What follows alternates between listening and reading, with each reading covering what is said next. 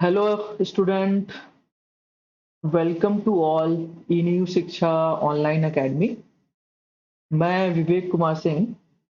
Class 12 का जो electrostatics का यूनिट चल रहा है उसमें आज हम लोग थर्ड लेक्चर में चार्जिंग से रिलेटेड हम लोगों ने लास्ट लेक्चर में पढ़ रखा था कि चार्जिंग बाय फ्रिक्शन, मतलब जो हम रब करते हैं किसी भी इबोनाइट की रॉड को या फिर ग्लास को, तो किस वाले सरफेस पे पॉजिटिव चार्ज आता है और किस वाले पे निगेटिव आता है, ये इतना हम लोगों ने पढ़ लिया था। लास्ट लेक्चर में हमने वहां पे एक इलेक्ट्रिकल सीरीज भी पढ़ी थी। देन आज उसी को आगे कंटिन्यू करेंगे। हम अगले टॉपिक के साथ करेंगे, जो आपका इंडक्शन है और साथ में आपका कंडक्शन है इन फिनोमिना के साथ। और बच्चे आपके जो भी बच्चे नीट और जेई मेंस की प्रिपरेशन कर रहे हैं वो लोग भी अच्छे से ध्यान दें, क्योंकि आपके पेपर्स अब जून जून से स्टार्ट होंगे और आपके पास टाइम भी है, काफी टाइम है, आप उसे रिवाइज कर सकते हो, एक बार फिर से अपनी प्रिपरेशन को और अच्छा कर सकते हो। साथ में मैं पर डे आपके एक लेक्चर प्रीवियस ईयर क्वेश्चंस पे भी बनाता रहूंगा, ठीक है ना। तो चलिए स्टार्ट करते हैं बच्चे, आज हम लोग नए टॉपिक के साथ। ओके बच्चे, तो चार्जिंग बाय इंडक्शन, इंडक्शन क्या है?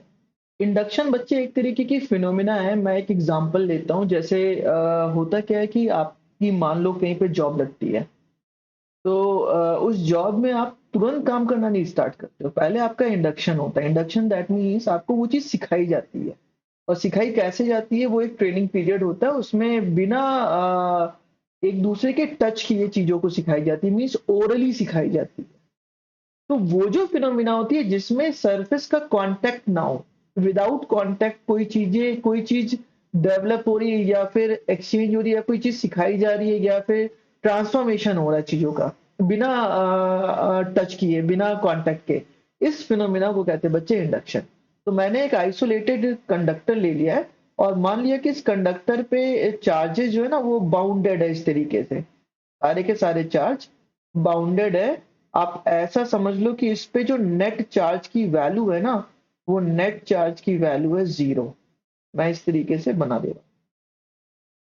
मैंने मान लिया इस कंडक्टर पे जो आपका नेट चार्ज है, net charge is equal to 0। हमने ऐसा मान लिया और क्या किया मैंने, इसकी इस वाले सरफेस को अर्थिंग से ऐसे कनेक्ट कर दिया। ठीक है, अब हमें क्या करना है, हमें चार्जिंग करनी है। तो चार्जिंग करने के लिए क्या करना होगा बच्चे, इसका नेट चार्ज कितना है, नेट चार्ज 0 है। तो हमें कहीं ना कहीं बिना टच किए एक इंडक्शन की फिनोमिना करनी पड़ेगी।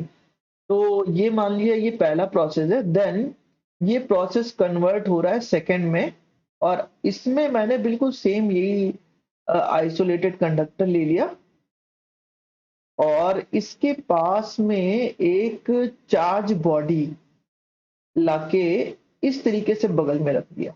हमने कहा ये कैसी बॉडी है, चार्ज है। और कैसा चार्ज है, मैंने मान लिया बच्चे इस पे है पॉजिटिव चार्ज। इस पे कैसा चार्ज है बच्चे, इस पे पॉजिटिव चार्ज है, हमने ऐसा मान लिया। ठीक है, अगर ऐसा है तो इसके पास क्या क्या था, इसके पास नेट चार्ज की वैल्यू 0 थी। तो होगा क्या, इस पॉजिटिव चार्ज की वजह से इसके इस सरफेस पे कहीं ना कहीं निगेटिवली चार्ज अट्रैक्ट हो जाएगा, क्योंकि ये इसको खींचेगा। तो हमने कहा कि कुछ चार्जेस, कुछ निगेटिव चार्जेस आके यहाँ पे इस तरीके से अट्रैक्ट हो गए, और कुछ ये जो पॉजिटिव है, पॉजिटिव ये से रिपेल हो जाएंगे। तो वो कहाँ हो जाएंगे, वो इस सरफेस पे आ जाएंगे। ठीक है, हमने कहा ये कहाँ गए, इस सरफेस पे आके। बाकी जिस पे उतना उतना बड़ा स्ट्रांग फील्ड नहीं था, मैं मानता हूँ ऐसा, कुछ के हमारे जो सिस्टम होंगे कुछ ऐसे ही इसी तरीके से बाउंडेड होंगे, क्योंकि हमने उतनी बड़ी फील्ड नहीं लगाई, ये सबको नहीं तोड़ पाएगा।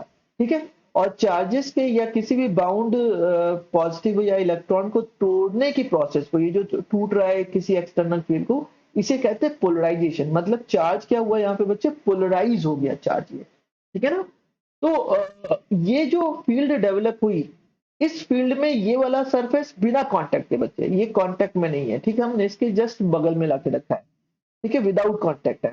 तो ये वाला सरफेस कैसा हो गया, ये वाला सरफेस निगेटिवली चार्ज हो गया। ये वाला सरफेस कैसा हो गया, ये वाला सरफेस पॉजिटिवली चार्ज हो गया। लेकिन खास बात ये है बच्चे, अभी भी इस पे चार्ज की वैल्यू, नेट चार्ज की वैल्यू 0 ही है। क्यों? क्योंकि ये जो बाउंडेड थे वही तो टूट रहे, जितने इधर आ रहे हैं उतने इधर ही आ रहे हैं, ये सारे के सारे आपस में फिर से मिलके 0। नेट चार्ज निकालोगे तो फिर से 0। अब क्या है, अब बच्चे मैंने क्या किया, ये वाला जो सरफेस है ना, इस वाले सरफेस को ग्राउंड कर रखा है। तो ग्राउंड करने की वजह से क्या होगा, इलेक्ट्रॉन मूव करके आपके इसको क्या करेंगे, इसको न्यूट्रल कर देंगे। तो थर्ड स्टेप में हमारा जो ये बॉडी है, ये बॉडी कैसी हो जाएगी, थर्ड स्टेप में हमने बना लिया फिर से, ये था हमारा आइसोलेटेड बॉडी, इस साइड हमारे निगेटिवली चार्ज है, और ये सारे के सारे पॉजिटिव कैसे हो गए, ये सारे के सारे पॉजिटिव इलेक्ट्रॉन आके से न्यूट्रल कर दिए। बाकी ये जो न्यूट्रल एटम है, इस तरीके से मैं इसको इसी तरीके से बना देता हूँ, ठीक है ना, ये यहाँ पे इस तरीके से आएंगे। अब बच्चे क्या किया मैंने, अब मैंने इसके ग्राउंड के पोर्शन को यहां से कट कर दिया, और कट करने पे क्या हुआ, कट करने पे बच्चे अब तो कोई इलेक्ट्रॉन आएगा नहीं, आएगा नहीं, तो ये बॉडी कैसे होगी, ये बॉडी चार्ज हो गई। अब इस केस में इस पे नेट चार्ज की वैल्यू 0 नहीं है। क्यों 0 नहीं है, क्योंकि कुछ इलेक्ट्रॉन आके इसको क्या कर दिए है, इसको न्यूट्रल कर दिए। लेकिन ये जो हमारे निगेटिव थे, ये सारे के सारे न्यूट्रल नहीं हुए थे। तो कहीं ना कहीं ये जो इतना पार्ट है इसका, इसकी वजह से नेट चार्ज तो 0 है, लेकिन इसकी वजह से ये जो बॉडी है, ये कैसी बॉडी हो जा रही है, ये निगेटिवली चार्ज बॉडी हो जा रही है। ये कैसी बॉडी हो गई, ये निगेटिवली चार्ज बॉडी हो गई। तो बच्चे इस तरीके से हम किसी भी आइसोलेटेड कंडक्टर को चार्ज कर सकते हैं इंडक्शन की वजह से। अब बच्चे कंडक्टर ही क्यों लिया, कंडक्टर लेने का जरूरी नहीं, आप कंडक्टर लो, आप इंसुलेटर भी ले सकते हो। ये एक कंडक्टर का एग्जांपल लिया है, इसमें क्या होता है, जितने भी पॉजिटिव इलेक्ट्रॉन होते हैं उतने ही निगेटिव होते हैं जो फ्री होते हैं, ठीक है ना, वो सारे के सारे इस तरीके से इसके सरफेस पे आ जाते हैं। ठीक है बच्चे, देन हम कह सकते हैं here we charge a uncharged conductor without making any contact. ठीक है ना। अब बच्चे ये तो कंडक्टर का था, अगर मैं इसी की इसकी जगह पे इंसुलेटर लेता तो क्या फर्क होता। बच्चे अगर इसकी जगह पे मैं कोई इंसुलेटर ले लेता या डाइलेक्ट्रिक ले लेता तो फर्क क्या आता, फर्क सिर्फ इतना आता कि जो नंबर ऑफ इलेक्ट्रॉन फ्री है, नंबर ऑफ प्रोटॉन फ्री है होंगे, जरूरी नहीं है वो सेम हो। ठीक है ना, वो कितने को ब्रेक कर पा रहा है उस पे वो डिपेंड करेगा। अभी हम लोग आगे डाइलेक्ट्रिक की फिनोमिना में इस चीज को और अच्छे से पढ़ेंगे। अब बच्चे ये जो प्रोसेस हो रहा है ना, शुरुआत में क्या था, शुरुआत में हमारा जो फ्री इलेक्ट्रॉन या प्रोटॉन थे वो कैसे थे, वो बाउंडेड थे। हमने क्या किया, एक स्ट्रॉन्ग फील्ड लगा दिया इसके एक क्रॉस। तो क्या हुआ बच्चे, ये जो देख रहे हो ये कुछ इस शेप में आ जाता है तुरंत, इस साइड नेगेटिव आ गया, इस साइड पॉजिटिव आ गया, क्योंकि ये क्या करेगा, ये किसको अट्रैक्ट करेगा, ये नेगेटिव को करेगा। अब हमने यहाँ पे और भी फील्ड बढ़ा दी और स्ट्रॉन्ग कर दी, तो इसका बिहेवियर और कुछ ऐसा हो जाएगा। ठीक है, अब जैसे ही अब आप करोगे ये तुरंत क्या होगा, ये तुरंत ब्रेक हो जाएगा, इस साइड आ जाएगा निगेटिव, इस साइड आ जाएगा पॉजिटिव। इस फिनोमिना को कहते हैं बच्चे पोलराइजेशन, इसे कहते हैं पोलराइजेशन ऑफ चार्ज। मतलब चार्ज क्या हुआ बच्चे, चार्ज पोलराइज हो गया। ठीक है, समझ में आई बात। तो ये तो था बच्चे चार्जिंग बाई इंडक्शन। ठीक है, अब कंडक्शन की बात कर लेते हैं। अगर कंडक्शन की बात करें तो यहाँ पे ये जो बॉडी है ये क्या करेगा, इससे कांटेक्ट में आ जाएगा। ठीक है, चलिए देखते हैं। हाँ बच्चे, तो चार्जिंग बाई कंडक्टर में देखो बहुत सिंपल सी बात है, हमने फिर से एक अनचार्ज कंडक्टर ले लिया, बिल्कुल सेम प्रोसेस, वैसा ही काम कर रहे हैं, और उसको एक नॉन कंडक्टिंग वायर के साथ यहाँ पे ऐसे लटका दिया। इस पे जो नेट चार्ज की वैल्यू है बच्चे वो 0 है, मतलब वही सेम फिनोमिना जो प्लस माइनस जो भी है, ये कैसे हैं, ये एक तरीके से बाउंडेड है। ठीक है ना, पूरी तरीके से ये बाउंडेड है। अब हमने क्या किया, इसको एक पॉजिटिवली चार्ज या निगेटिवली चार्ज बॉडी से लाके टच कराया, तो क्या होगा, हमने क्या किया, अब फिर से इसी सिस्टम को ऐसा ही बनाते हैं, ये ले लिया और मैंने इसको टच करा दिया एक दूसरे चार्ज बॉडी से। हमने कहा ये कैसा है बच्चे, इस पे पॉजिटिवली चार्ज है, ये बॉडी पॉजिटिवली चार्ज है और इस पे नेट चार्ज की वैल्यू 0 थी। ठीक है, तो होगा क्या, जैसे ही आप इसको टच कराओगे चार्जेस का ट्रांसफॉर्मेशन हो जाएगा, यहाँ से कुछ पॉजिटिव चार्ज इस पे पहुंच जाएंगे सेकेंडरी बॉडी पे जो अनचार्ज्ड कंडक्टर है। ये कैसा है बच्चे, ये अनचार्ज्ड है, अनचार्ज कंडक्टर है। ठीक है ना, तो अगर ये अनचार्ज कंडक्टर है और इस पे ये ट्रांसफर हो रहा है तो हम कह सकते हैं कि अब ये जो बॉडी होगी ये क्या होगी, दोनों पे इक्वल अमाउंट पे पॉजिटिवली चार्ज आ जाएगा। हमने कहा इस पे भी पॉजिटिव आ गया और ये जो हमारी बॉडी थी दूसरी वाली, इस पे भी पॉजिटिव आ गया। दोनों पे चार्ज कैसे हो जाएंगे, सेम हो जाएंगे, क्योंकि तभी तक ट्रांसफर होंगे जब तक दोनों की पोटेंशियल सेम ना हो जाए। अब देखो, तो ये तो था थर्ड प्रोसेस। अब हमने इसको यहाँ से हटा दिया और जैसे यहाँ से हम हटाएंगे जो हमारा अगला जो हमारी बॉडी थी वो कैसी हो जाएगी, ये बॉडी हो जाएगी पॉजिटिवली चार्ज बॉडी। इस प्रोसेस को कहते हैं चार्जिंग बाई कंडक्शन। ये हमारा कैसा हो गया, ये हो गया positively charge body, positively charge body. तो इस तरीके से बच्चे हम कंडक्शन के थ्रू किसी भी बॉडी को चार्ज कर सकते हैं, इंडक्शन के थ्रू कर सकते हैं, with the help of friction कर सकते हैं। तो तीन तरीके के मेथड है। इसके साथ साथ बच्चे एक और है आपके चार्जिंग से रिलेटेड ही एक एक्सपेरिमेंट है, गोल्ड लीफ एक्सपेरिमेंट या फिर इलेक्ट्रोस्कोप। वो भी कुछ इसी से रिलेटेड है, उसे भी डिस्कस कर ही लेते हैं। हाँ बच्चे, तो चाहे आप इलेक्ट्रोस्कोप बोलो चाहे गोल्ड लीफ एक्सपेरिमेंट बोलो, इसमें क्या होता है बच्चे, इसमें हम एक गैस चैम मतलब एक तरीके का चैम्बर लेते हैं। मैं दोनों बताता हूँ आपको कैसा इसका सेटअप होता है। इस तरीके से एक ऐसे एक बॉटल होती है, उस बॉटल में यह चैम्बर टाइप का होता है। इसमें यहाँ पे एक मेटेलिक पोर्शन लगा होता है और इस मेटेलिक पोर्शन से एक रॉड ऐसे नीचे इस तरीके से आ रही होती है और ये इससे ऐसे कनेक्टेड होती है और यहाँ पे एक गोल्ड लीफ इस साइड और एक गोल्ड लीफ इस साइड ऐसे हैंगिंग पोजीशन होती है। और यहाँ पे हम एक इसका अपर पोर्शन बना लेते हैं जिस पे चार्ज को हम देते हैं। इस तरीके से ये एक्सपेरिमेंट होता है। तो क्या ये रिप्रेजेंट कर रहा है, समझिए। हमने क्या किया, हमने यहाँ पे एक इस तरीके से मान लो मैंने ऐसा कुछ बना दिया इस तरीके से ऐसा कुछ मैंने बना दिया, ये हमारी गोल्ड लीफ हो गई। अब इस सरफेस, भाई ये सारे के सारे कंडक्टिंग है, मैंने इस सरफेस के अक्रॉस यहाँ पे पॉजिटिवली चार्ज बॉडी लाके रख दी। बच्चे मैं टच नहीं करा रहा हूँ, ठीक है ना, मैंने इसके जस्ट बगल में लाके यहाँ पे रखा, मतलब कहीं ना कहीं फील्ड डेवलप करा रहा हूँ। तो अगर इसको यहाँ पे कर रहा हूँ तो बताओ इन दोनों लीफ पे कौन सा चार्ज आएगा, पॉजिटिव आएगा निगेटिव आएगा, सोचने वाली बात है।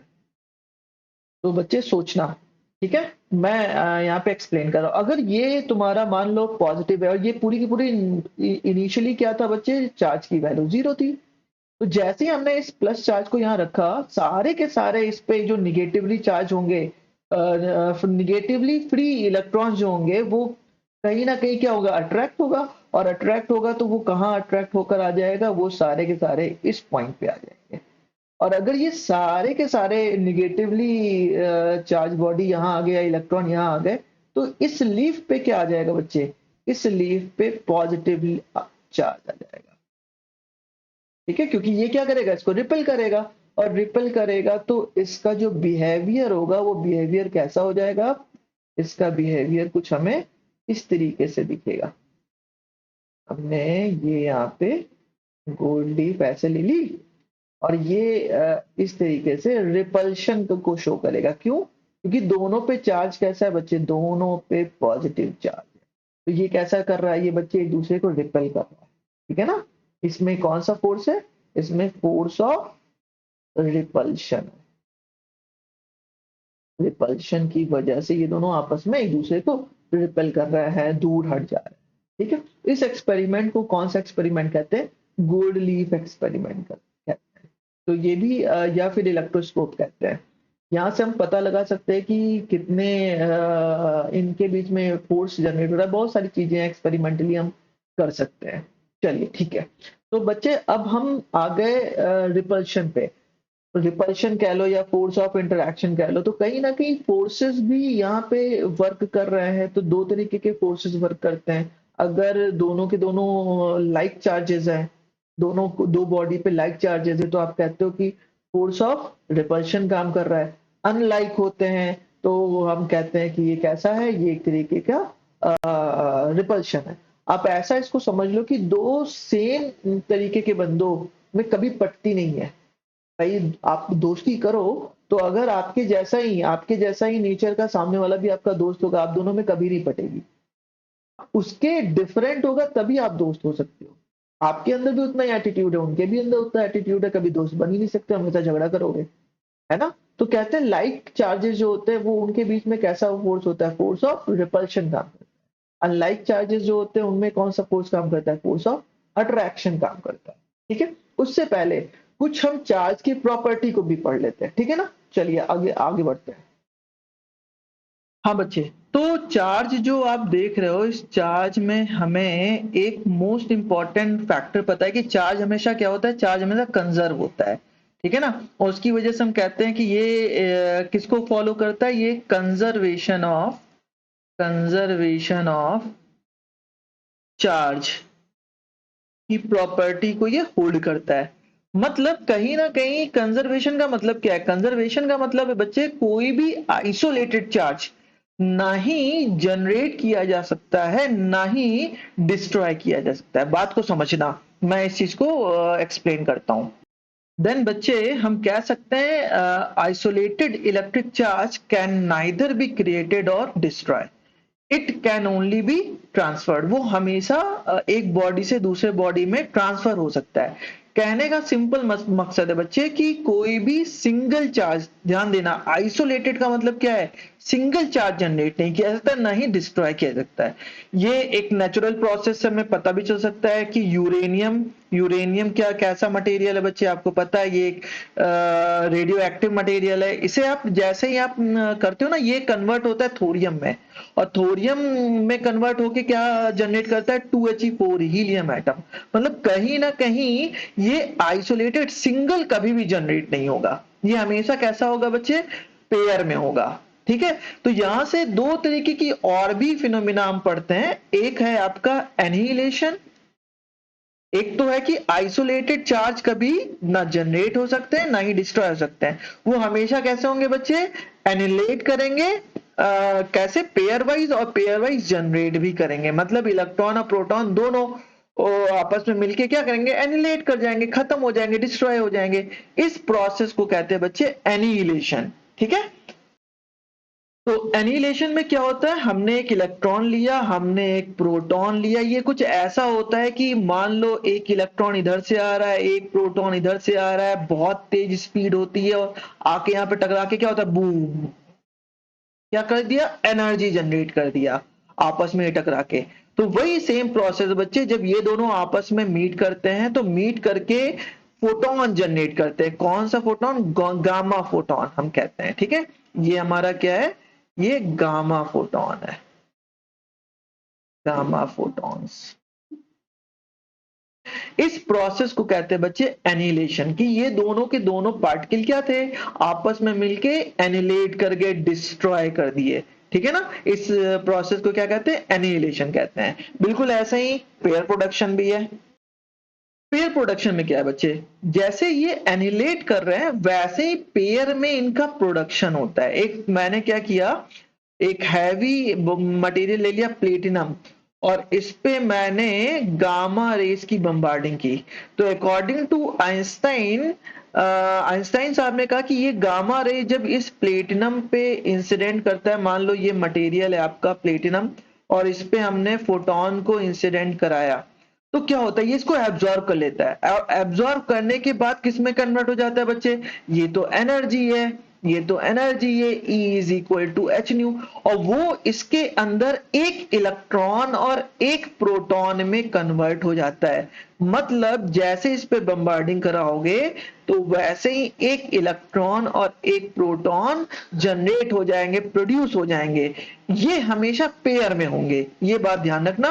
क्यों? क्योंकि कंजर्वेशन ऑफ चार्ज को ये फॉलो करेंगे। अगर ये पेयर में होंगे तभी तो नेट चार्ज की वैल्यू देखो कोई फर्क नहीं पड़ रहा, अभी भी नेट चार्ज जीरो है, अभी भी बच्चे नेट चार्ज जीरो है। तो एनिलेशन और पेयर प्रोडक्शन भी कहीं ना कहीं कंजर्वेशन ऑफ चार्ज को फॉलो करते हैं। ठीक है, इन दो प्रोसेस के बारे में बहुत बार पूछा गया आपके एग्जाम में, इसलिए यहाँ पे ये इंपॉर्टेंट है। ठीक है, तो याद रहेगा एनिलेशन मतलब डिस्ट्रॉय हो जाना, पेयर प्रोडक्शन मतलब पेयर में प्रोडक्ट करना, मतलब पेयर वाइज जनरेट करना। आपने पढ़ा भी है कि आइंस्टाइन ने क्या बोला है, E is equal to mc square, कोई भी मास एनर्जी में कन्वर्ट हो सकता है। ऐसे ही हम क्या कहते हैं कि m is equal to E upon c square, energy भी मास में कन्वर्ट हो सकती है। उसका ये पेयर प्रोडक्शन एक एग्जाम्पल है, मोस्ट इंपॉर्टेंट एग्जाम्पल। ठीक है, तो इतनी बातें थी बच्चे चार्ज को लेकर, तो आई होप आप लोग समझ पा रहे होंगे। देन चार्ज से रिलेटेड अब हम इंटरैक्शन पढ़ने वाले हैं। ठीक है, तो सबसे पहला इंटरैक्शन किसने दिया था? कूलम साहब ने दिया था। तो चलिए स्टार्ट करते हैं कूलम्स लॉ।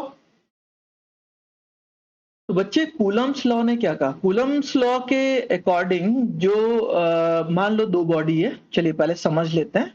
हमने कहा एक बॉडी है आपकी ये Q1, इस पे चार्ज की वैल्यू कितनी है Q1, और इस पे चार्ज की वैल्यू है Q2, और मान लिया ये कितने डिस्टेंस पे रखे हुए हैं, ये स्मॉल r डिस्टेंस पे रखे हैं। तो बच्चे हमें एक बात तो पक्का कंफर्म है, इससे पहले हम लोग ये बात कर भी चुके हैं कि जो इलेक्ट्रॉन या प्रोटॉन का जो ट्रांसफॉर्मेशन होता है एक बॉडी से दूसरे बॉडी में, उसकी वजह से ही इंटरेक्शन जनरेट होता है कि नहीं? तो कहीं ना कहीं जो चार्ज है चार्ज पे ही डिपेंड करता है। तो कूलम साहब ने क्या कहा? कूलम साहब ने कहा कि इनके बीच में काम करने वाला इलेक्ट्रोस्टैटिक फोर्स जो Fe है, Fe मतलब electrostatic force, this is always proportional to Q1 the product of their two charges. आप इसको ऐसे समझो या फिर इसको आप ऐसे समझो कि electrostatic force proportional to Q1 and it is also proportional to Q2। जो अमाउंट है, कितना चार्ज है दोनों पे, उस पर डिपेंड करता है। ठीक है, तो उनको कंबाइन करके एक इक्वेशन बनाया गया कि Fe is proportional to product of their charges. And दूसरी बात कही गई कि इनके बीच में जो डिस्टेंस है उसके स्क्वायर के इनवर्सली प्रोपोर्शनल है। ये रहा। तो आपको पता है प्रोपोर्शनलिटी हटता है तो एक कांस्टेंट आ जाता है, तो आपको मिल जाएगा Q1 Q2 upon are square. तो उस कांस्टेंट को कहा गया कैपिटल के Q1 Q2 upon are square. ये जो फॉर्मूला मिल रहा है, ये फॉर्मूला कूलम साहब ने दिया। इस k को कहा गया k is a proportionality constant, और k की वैल्यू जो निकल कर आई प्रैक्टिकली या एक्सपेरिमेंटली, जो k की वैल्यू आई वो बच्चे आई निकल कर 1/4 पाई एप्सिलॉन नॉट, जिसकी न्यूमेरिकल वैल्यू होती है 9 इंटू 10⁹ न्यूटन मीटर स्क्वायर पर कूलम स्क्वायर। ठीक है ना भाई, के की यूनिट हम निकाल रहे हैं, तो ये इधर मल्टीप्लाई हो जाएगा और ये दोनों नीचे डिवाइड हो जाएंगे, तो क्यू स्क्वायर मतलब सी स्क्वायर, इस तरीके से यहाँ निकल कर आई। अब बच्चे ये जो आप देख रहे हो एप्सिलॉन नॉट, ये क्या है? यहाँ पे 4 पाई तो समझ में आता है, एप्सिलॉन नॉट क्या है? बच्चे एप्सिलॉन नॉट को कहते हैं हम, epsilon naught is equal to, इसे कहते हैं परमिटिविटी ऑफ फ्री स्पेस, और इसकी जो न्यूमेरिकल वैल्यू होती है बच्चे वो होती है 8.85 इंटू 10⁻⁻12। ठीक है, एप्सिलॉन नॉट की वैल्यू अगर आप निकाल रहे हो तो इसकी यूनिट क्या हो जाएगी? इसकी यूनिट मिल जाएगी हमें कूलम स्क्वायर पर न्यूटन मीटर स्क्वायर, ये हमारी यूनिट होती है। ठीक है, एप्सिलॉन नॉट की। अब परमिटिविटी क्या होती है बच्चे? परमिटिविटी किस पे डिपेंड कर रही है बच्चे? सीधी सी बात है, फ्री स्पेस। मतलब कहीं ना कहीं ये किसकी प्रॉपर्टी है? ये मीडियम की प्रॉपर्टी है, ठीक है ना। जो भी मीडियम होगा, कहीं ना कहीं मीडियम पे हमारा फोर्स डिपेंड कर रहा है। तो अगर हम बात करते हैं कि ये हमारा फ्री स्पेस है, फ्री स्पेस मतलब हो गया एयर, एयर के लिए इसकी वैल्यू होती है ये। अब बाकी जो मीडियम होते हैं उन पे क्या होती है? तो उसके लिए एक नई क्वांटिटी अभी हम एक्सप्लेन करेंगे, जिसे रिलेटिव परमिटिविटी कहते हैं। वो विद रिस्पेक्ट टू दूसरे मीडियम की निकल कर आती है। जैसे आप लोगों ने रिफ्रैक्टिव इंडेक्स पढ़ रखा था, बिल्कुल वैसा ही है, ठीक है। ये भी मीडियम की प्रॉपर्टी है। तो हमें जो फॉर्मूला मिला वो फॉर्मूला क्या बन गया बच्चे? F is equal to 1/4 pi epsilon naught Q1 Q2/r²। ये मिल गया हमें कंप्लीट फॉर्मूला कूलम्स लॉ का। अब इनके बीच में कौन सा फोर्स लग रहा है बच्चे? मैंने दोनों पॉजिटिव ले रखा है, दोनों पॉजिटिव ले रखा है, इसका मतलब फोर्स ऑफ रिपल्शन काम कर रहा होगा। तो ये जो फोर्स है यहाँ पे कैसा है? ये फोर्स रिपल्शन है। मतलब जब भी हमारे लाइक चार्जेस होंगे, जब भी हमारे लाइक चार्जेस होंगे, तो कैसा? रिपल्शन। तो हमेशा कैसा फोर्स होगा? रिपल्शन। और जब भी अनलाइक चार्जेस होंगे तो हमेशा कैसा होगा? ये अट्रैक्शन को शो करेगा। अब बहुत इंपॉर्टेंट फॉर्मूला है, या फिर आप ऐसा समझ लो रिलेशन है ये, ठीक है। तो थोड़ी सी चीजें और हम इसके बारे में देखते हैं। ये जो एप्सिलॉन नॉट है, इसका क्या खेल है? ये जो आप देख रहे हो, ये किसके लिए? ये बच्चे चूंकि फ्री स्पेस की बात की जा रही है, तो हम कहते हैं फॉर एयर। अगर एयर ना होता तो, अगर मैं किसी मीडियम की बात करूं, तो for any medium, for any medium जो जनरल फॉर्मूला होता है एफ का, उसे हम लिखते हैं 1/4 पाई एप्सिलॉन नॉट इंटू के। ये बच्चे स्मॉल के है, ठीक है ना। Q1 Q2/r²। ये फॉर्मूला बनता है हमारा किसी भी मीडियम के लिए। इसका मतलब के की वैल्यू यहां पे कितनी होगी? 1। तो हम कहते हैं फॉर एयर, और इस के को कहते क्या है बच्चे? के को कहते हैं हम डाइलेक्ट्रिक कांस्टेंट। डाइलेक्ट्रिक कांस्टेंट, ये डाइलेक्ट्रिक की प्रॉपर्टी होती है, मतलब इंसुलेटर की। तो फॉर एयर के की वैल्यू क्या मिल गई? ये स्मॉल के बच्चे, के इज इक्वल टू 1। तो हम हमेशा हमारे जो सिलेबस में है वो यही है बच्चे, ठीक है। हमें सिर्फ एयर के लिए पढ़ना होता है, मीडियम के लिए नहीं, इसलिए हम इस फॉर्मूले का यूज करते हैं। जबकि इन जनरल हमारा जो टर्म है वो क्या है बच्चे? ये इस तरीके से शो होता है। देयरफॉर आप इसको एक तरीके से और शो कर सकते हो। हमने अभी बात की F is equal to 1/4 pi epsilon naught into K Q1 Q2/r²। ये जो पूरा टर्म देख रहे हो बच्चे, किसी भी अगर आप सिस्टम के लिए इसे देखते हो, तो इसी को कहते हैं, ये एक तरीके का क्या है? रिलेटिव आपका परमिटिविटी है, ठीक है ना। Relative permittivity means actually relative नहीं, रिलेटिव तो हम के को बोलते हैं, क्योंकि विद रिस्पेक्ट टू ले रहे हैं ना, तो के ही आएगा। इसे एब्सोल्यूट बोलते हैं। इसे क्या कहते हैं बच्चे? इसे एब्सोल्यूट परमिटिविटी बोलते हैं। इसे एब्सोल्यूट परमिटिविटी बोलते हैं, ठीक है। और इसे शो किससे करते हैं बच्चे? इसे एप्सिलॉन से करते हैं। तो हमें क्या मिल गया? F is equal to 1/4 pi epsilon Q1 Q2/r²। ये हमारा जो फॉर्मूला है, जनरल फॉर्मूला किसी भी मीडियम के लिए, वो ये बना। तो आप कह सकते हो that is epsilon is equal to epsilon naught into K. इसका मतलब के इज इक्वल टू क्या हो जाएगा? Epsilon upon epsilon not. बच्चे यही जो डाइलेक्ट्रिक कांस्टेंट है, इसे हम रिलेटिव परमिटिविटी भी कहते हैं। Here K is equal to dielectric constant, dielectric constant, या इसे हम रिलेटिव परमिटिविटी दोनों कहते हैं। ठीक है। रिलेटिव क्यों कह रहे हैं बच्चे, विद रिस्पेक्ट टू एयर है, इसलिए हम इसे कहते हैं रिलेटिव परमिटिविटी। ठीक है, तो इस बात को ध्यान रखिएगा। ये एक कंप्लीट टॉपिक है आपका कूलम्स लॉ का। ठीक है बच्चे, ओके। देन हम कह सकते हैं कि अगर कोई मीडियम है, बहुत ध्यान से समझना, अगर कोई मीडियम है तो मीडियम के लिए हम क्या लिखेंगे, 1/4 पाई एप्सिलॉन नॉट के into Q1 Q2 upon R², equation 1। और अगर मैं वैक्यूम की बात करूं, ठीक है, ये वैक्यूम है, तो हम लिखेंगे वैक्यूम मतलब air, 1/4 pi epsilon naught Q1 Q2 upon R², equation 2।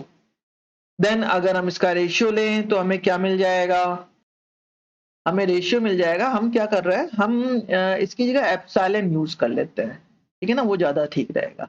Epsilon तो रिलेशन बनाने में थोड़ा सा आसान हो जाएगा। तो बच्चे देखो, कहीं ना कहीं ये जो एफ वी और एफ एम देख रहे हो, इनका आप रेशियो लोगे तो आपको मिल जाएगा F V upon F M is equal to epsilon upon epsilon naught. और इसकी वैल्यू में पता है क्या होती है बच्चे, के होती है डाइलेक्ट्रिक कांस्टेंट, या इसे हम एप्सिलॉन आर रिलेटिव परमिटिविटी भी कहते हैं। ठीक है, ये तो नॉर्मल हो गया। अब बच्चे अलग अलग केसेस में मान लो हमारा जो चार्जेस है वो अलग अलग, कभी एयर में है, कभी दो अलग अलग डाइलेक्ट्रिक में है, तो हम फोर्स को कैसे लिखेंगे। तो मैं आपको एक एक्सप्रेशन दे रहा हूं, ये जनरली आपके कम्पिटेटिव लेवल के लिए है, इसे आप लोग याद रखना। तो जो पहला फॉर्मूला बना वो फॉर एयर या फ्री स्पेस की बात करें या वैक्यूम की बात करें, तो इसके लिए बना F is equal to 1/4 pi epsilon naught Q1 Q2 upon R²। मतलब आप ऐसा समझ लो कि एक चार्ज ये रहा Q1, एक चार्ज ये रहा Q2, और इनके बीच की डिस्टेंस कितनी है, स्मॉल r है।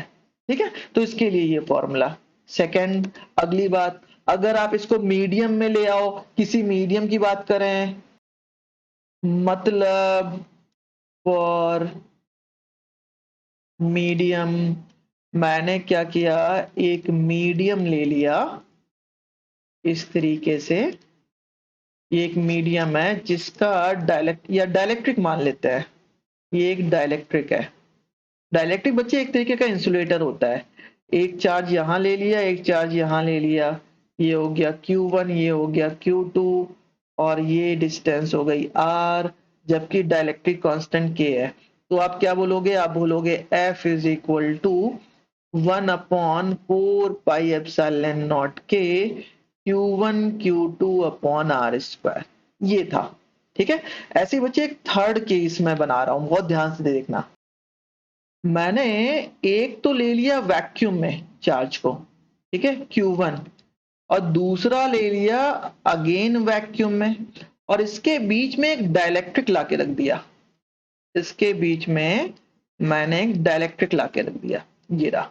ये दोनों दोनों का कहाँ रखे हैं बच्चे, वैक्यूम में। ये डाइलेक्ट्रिक है, और हमने कहा डाइलेक्ट्रिक की जो थिकनेस है बच्चे ये T है, और जबकि ये जो डिस्टेंस है बच्चे ये R, ये मतलब R डिस्टेंस पे रखे हैं, और ये एक बीच में डाइलेक्ट्रिक को मैंने इस तरीके से इंट्रोड्यूस कर दिया।